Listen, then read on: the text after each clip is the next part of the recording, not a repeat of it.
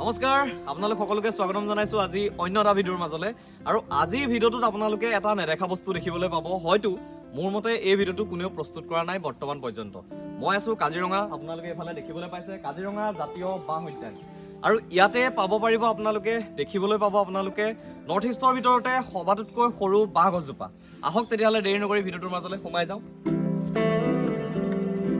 ইয়াতে এখন বহুত ডাঙৰ বাঁহৰ বাগান বুলি ক'ব লাগিব বাগানৰ দৰে বনাই থোৱা আছে সকলোবিলাক গছতে নাম লিখি থোৱা আছে আজি আপোনালোকক মই সেইসমূহ দেখুৱাই থাকিম পোন প্ৰথমে আহি পাই দেখিবলৈ পাইছো ইয়াতে জাতি বাঁহ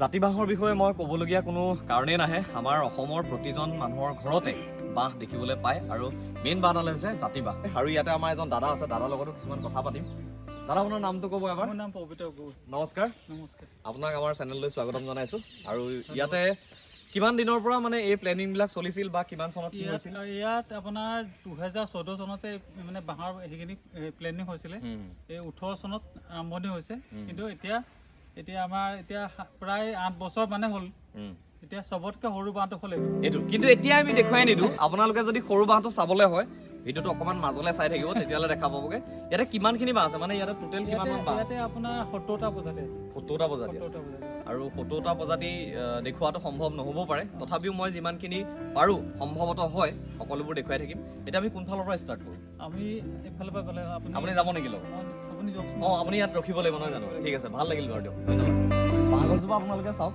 চাইজটো চাওক পোন প্ৰথমে আৰু ইয়াতে নামটো লিখা আছে বজাল বাঁহ প্ৰথমবাৰ কাৰণে মই দেখিছোঁ আৰু ইয়াত যে আহিবলৈ পাইছোঁ মোৰ সৌভাগ্য বুলি ক'ব লাগিব কাৰণ মোৰ লগত কোন কোন আছে আপোনালোকক মই চিনাকি কৰি দিবলৈ লৈছোঁ এইফালে আছে আমাৰ দাদা এফালৰ পৰা চিনাকি কৰি দিছোঁ আগতেতো লগ পাইছোঁৱেই আৰু নামটো এবাৰ কৈ দিবা বিদ্যুৎ নাথ আৰু এইফালে আছে আমাৰ একদম মেইন মানুহজন হৈছে খুৰা আপোনাৰ নামটো এবাৰ কৈ দিব মই হৰেণ ফুকন তেখেত বোকাঘাটৰে হয় আৰু বহুত বেছি মানে সাহস দিয়া মানুহজন বুলি ক'ব লাগিব যাৰ বাবে মই আজি ইয়াতে আহিব পাইছোঁ আৰু এইফালে আছে তেখেতৰ পুত্ৰ নামটো জ্যোতিষ্কৰ ফুকন তো এতিয়া আমি গৈ আছো আগলে আহক এইজোপাৰ নাম হৈছে নলবাঁহ চাওক আপোনালোকে কিমান দীঘল আৰু ইয়াৰ বাঁহটো বহুত বেছি সৰু যদি আমাৰ ফালে হ'লহেঁতেন মই লাহেকৈ কাটি পিনি পুখুৰী চুখুৰী ক'ৰবাত বৰশী পালোঁ তো আহি থাকক নদালি ভলুকা বাঁহ দেখিছোঁ কিন্তু নদালি ভলুকা আজি ইয়াতে ফাৰ্ষ্ট টাইম মই দেখিবলৈ পাইছোঁ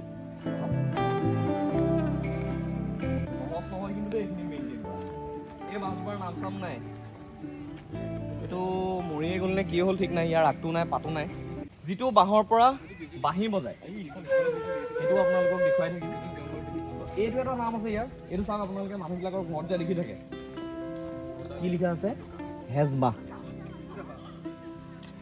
এইটো ধুনীয়াকৈ কিছুমান মানুহৰ ঘৰতে সজাই থোৱা থাকে দেখিবলৈ শুৱনি হোৱা আগত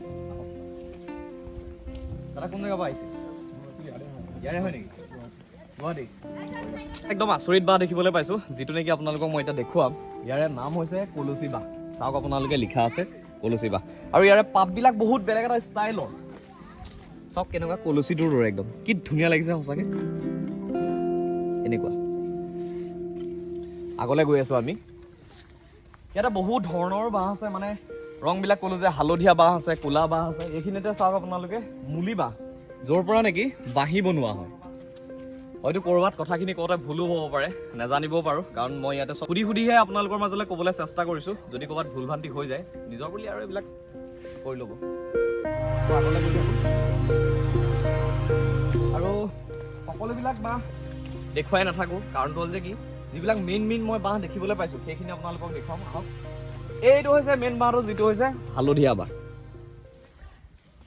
ইয়াৰ বাঁহখিনি আপোনালোকে বুঢ়া হৈছে বুলি ভাবিব পাৰিব আমাৰ ফালে কি হয় ঘৰৰ ফালে যদি বাৰীৰ বাঁহটো বুঢ়া হৈ যায় তেতিয়াহ'লে তাৰ কালাৰটো হালধীয়া হৈ যায় মানে এনেকুৱা ৰং হৈ যায় কিন্তু ইয়াৰ এই সৰু বাঁহবিলাকো তেনেকুৱা চাওক আপোনালোকে ওপৰলৈ চালে পাতবিলাক সেউজীয়াই হৈ আছে মানে এই জীৱিত হৈ আছে চাওক ইয়াৰ এইটো কালাৰটো সম্পূৰ্ণ উঠা নাই কিন্তু উঠি যাব এইটো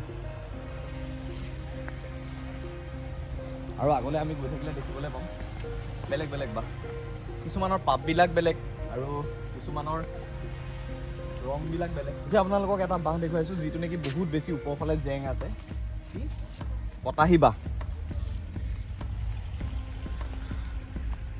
সৰু বাঁহ বুলি মই ভিডিঅ'টোৰ প্ৰথমতে কিয় ক'ব বিচাৰিছোঁ সৰু বাঁহজোপা নেকি বৰ্তমানলৈকে ময়ো দেখা নাই দাদাজনে কৈছিলে তুমি চাই লোৱা নহ'বা, মই কৈছোঁ নহয়, মই ভিডিঅ'টো বনাই একেবাৰতেহে চাম, মানে মই চাম আপোনালোকে চাব পাৰিব। আৰু যদি চেনেলটোত কোনোবা নতুনকৈ আহিছে সকলোৱে ছাবস্ক্ৰাইব এটা কৰি ল'ব। এইফালে আছে ক'লা বাঁহ, দেখুৱামগৈ আপোনালোকক। এইটো ক'লা বাঁহ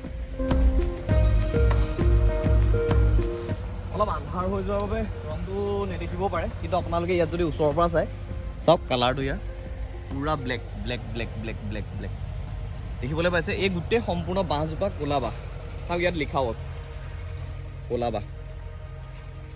তো বহুত বেছি দেৰি কৰি নাথাকোঁ, আপোনালোক যিটো কাৰণে ৰখি আছে সেইটো দেখুৱামগৈ। তাৰ আগতে আৰু এজোপা বাঁহ দেখিছোঁ, চাওক জানো এইজোপা অলপ আগতে দেখাইছিলোঁ যিজোপা কলচী বাঁহ বুলি, ইমান ধুনীয়াকৈ হৈ আছে। এইটো অলপ ইয়াৰ সৰু প্ৰজাতি হ'ব চাগে, চাওক। আপোনালোকেও ইয়াতে আহিব পাৰিব, বহুত বেছি ধুনীয়া পৰিৱেশ। আৰু ইয়াতে যদি আপোনালোক সোমাবলৈ হয় বহুতখিনি বস্তু চাব পাৰিব। আৰু ইয়াৰে অনাৰ হৈছে আমাৰ সকলোৱে পৰিচিত অখিল গগৈদেৱ, আৰু তেখেত বৰ্তমান নাই, থকা হ'লে তেখেতৰ পৰা কিছুমান কথা জানিবলৈ চালোহেঁতেন। আহক এতিয়া আমি গৈ থাকোঁ আগলৈ। আৰু ইয়াতে বহুত দূৰণিৰ পৰাও মানুহবিলাক আহিছে, আপোনালোকে চাব পাৰে। কিছুমানে ফটো তুলিছে, কিছুমানে ভিডিঅ' লৈছে, এনেকৈ আৰু সময়বোৰ পাৰ কৰিছে। আৰু ইয়াতে এটা বৰ বেলেগ ধৰণৰ বাঁহ দেখিছে, ইয়াৰ পাতটো চাওক পোনপ্ৰথমে আপোনালোকে, বহুত বেছি সৰু সৰু কিন্তু দীঘল দীঘল। এই বাঁহটোৰ নামটো কি আমি চাওঁগৈ, লাঠি বাঁহ বুলি কয়, লাঠি বাঁহ। আৰু এনেকুৱা লাগিছে লাঠি বাঁহৰ নামটো জানি পিনি সেই আগৰ দিনত চাগে যেতিয়া পুলিচসকলৰ বেট চেটবিলাক নবনিছিলে তেতিয়া চাগে এডাল বাঁহ লৈ পিটিছিলে নেকি, গম নাপাওঁ, তথাপিও কৈছোঁ। আৰু ইয়াতে বহুত বেছি ডাঙৰ বাঁহ আছে বোলে, আমি আগলৈ যাম, আগলৈ গৈ দেখুৱাই থাকিম সকলোবোৰ। মন যায় কেতিয়াবা, মানে নিজৰ ঘৰখনৰ ওচৰে পাজৰে যদি এনেকুৱা জেগা এটা থাকিলেহেঁতেন ইমান ধুনীয়া লাগিলেহেঁতেন, মানুহবিলাক আহিলেহেঁতেন, চালে হয়, ভাল লাগিলেহেঁতেন। আৰু এই বাঁহটোৰ নাম হৈছে কটহা বাঁহ। ইয়াৰ গাঁঠিবিলাক চাওক, ইয়াত কাঁইট আছে নেকি? এই বাঁহটোত কাঁইট আছে নেকি? অঁ, জীৱনত প্ৰথমবাৰৰ কাৰণে দেখিছোঁ কাঁইট থকা বাঁহ। কাঁইট থকা সেই নেমু গছ দেখিছিলোঁ, কিবা কিবি দেখিছিলোঁ, কিন্তু প্ৰথমবাৰৰ কাৰণে দেখিছোঁ কাঁইট থকা বাঁহ। আপোনালোকে চাওক, ইয়াত কাঁইট আছে এইবোৰ। আৰু এইটো বুঢ়া হৈ গৈছে, ভাবিব পাৰে এইবোৰ ক'ৰবাৰ পৰা আনি লগাইছে বুলি। চাওক কেঁচা বাঁহটো দেখুৱাইছোঁ মই, এইটো কেঁচা, ইয়াতো কাঁইট আছে এইবোৰ। ৱাও, চাবলগীয়া, জানিবলগীয়া। আৰু ইয়াতে আপোনালোকক এতিয়া মই দেখুৱাবলৈ গৈ আছোঁ বহুত বেছি ডাঙৰ এডাল বাঁহ, ইমান ডাঙৰ।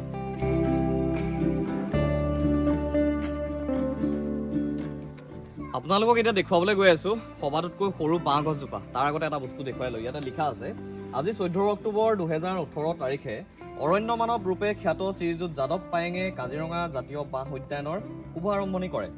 আপোনালোকে জানিব পাৰিছে যে আৰম্ভণি কোনে কৰিছিলে।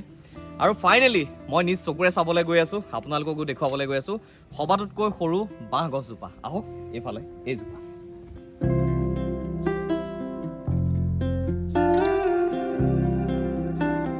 আৰু বাঁহ গছজোপাৰ নামটো হৈছে হেজবাঁহ।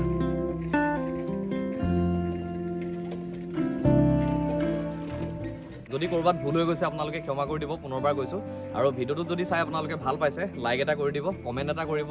তো আজিৰ ভিডিঅ'টো ইমানটা সামৰি দিছোঁ। থেংক ইউ, জয় অসম।